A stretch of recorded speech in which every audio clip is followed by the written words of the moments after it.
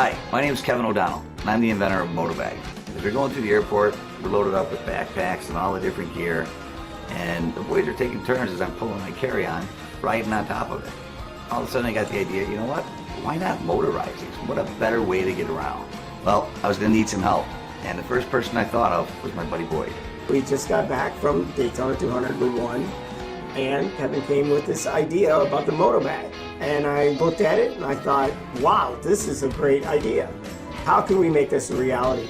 You know, we've had all these different vehicles that we've put motors to, and I said we could motorize this. So immediately we went out and started getting some parts. One of the biggest hurdles was fitting all of this into a carry-on size bag. We wanted to retain at least 85% of the interior, and all of the parts that we use had to be really small.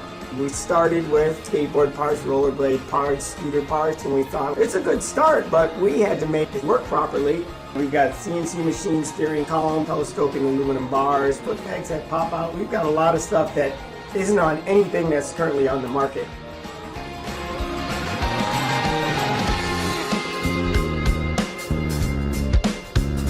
We've gone through proof of concept. We've had over 100 people ride them. The response has been unanimously positive.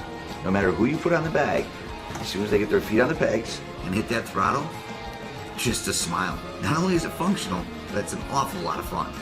Oh my god, everyone tried it. What do you think? I thought that was so cool.